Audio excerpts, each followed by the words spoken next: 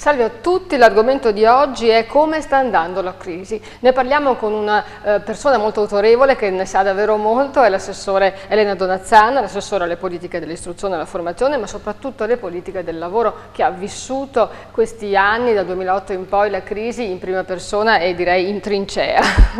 Assessore Donazzana, allora come sta andando la crisi? È in una fase di continua trasformazione. Mentre lei parlava io stavo riflettendo sul fatto che sono assessore al lavoro dal 2005. Dal 2005 al 2008 la cosa più facile in assoluto era fare l'assessore al lavoro del Veneto. Chi perdeva lavoro lo trovava subito, le aziende che morivano rinascevano immediatamente, c'era un saldo positivo in tutto. Poi il 2008 si è abbattuto anche su di noi e il 2009 ha cominciato a farsi pesante la crisi, e oltre ai numeri però io ho visto un dato: c'è stata una continua trasformazione anche molto veloce.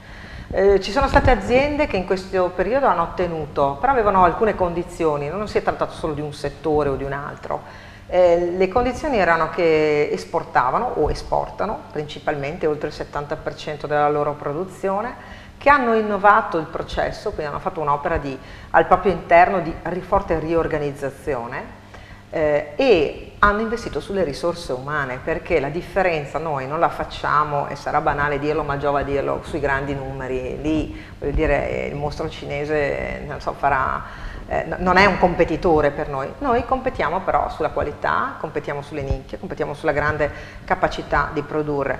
E la riflessione va fatta anche guardando l'immagine di copertina che avete voluto utilizzare, perché la stessa realtà di Porto Marghera, che è un po' l'esempio dell'industrializzazione pesante degli anni 70-80, che è stata la prima, come dire, a subire il contraccolpo della globalizzazione, però oggi può ritrovare una nuova stagione, perché dobbiamo ripensarci, dobbiamo ripensare a tutto quello che pensavamo che fosse scontato e non è più.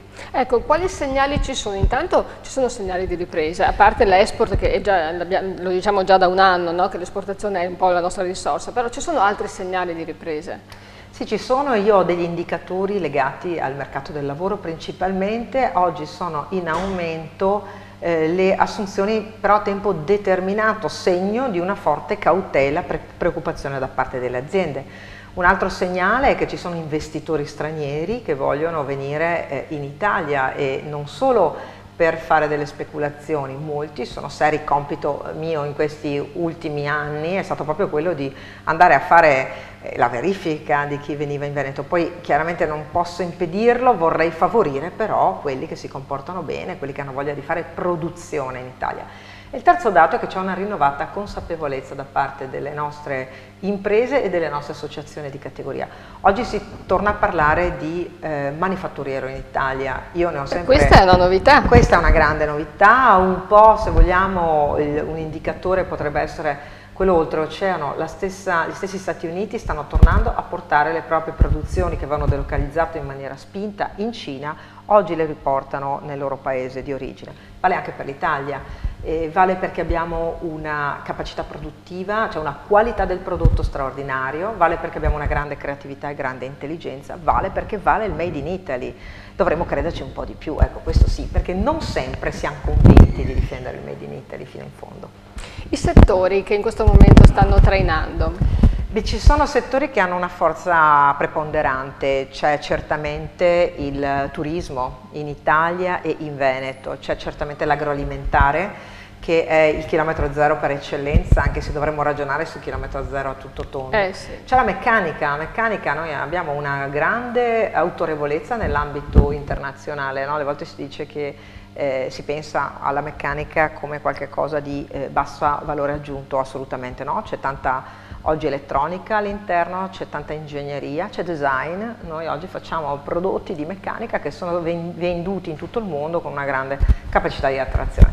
Poi abbiamo un piccolo difetto, perché alle volte sembra che ci facciamo male noi stessi in qualche modo. Se penso anche al tema delle grandi navi su Venezia, quando è del tutto compatibile l'avere, perché ci sono studi scientifici oltre che l'esperienza, l'avere una presenza di grande turismo, ma anche di grandi navi vere e proprie, la cantieristica che riguarda la nostra terra, riguarda Venezia, Beh, pensiamo che non subisca un contraccolpo dicendo che le navi grandi, di grande portata, non approderanno più qui. Lì vuol dire arredi delle navi, lì vuol dire meccanica, lì vuol dire personale di bordo, personale a terra, vuol dire tutta la manutenzione. Si calcola che nel solo porto, legato a questa presenza, ci siano circa 5-6 mila persone che lavorano. Non possiamo permetterci di perderle. Certo, no, e tra l'altro è recente quel documento che è stato firmato dai VIP di tutto il mondo, che secondo me c'è anche un po' di disinformazione, perché loro dicono noi non vogliamo le grandi navi in laguna, ma nel bacino, nel bacino del San Marco, ma tutti quanti ormai siamo arrivati a questa conclusione. Lo sappiamo no? tutti e siamo tutti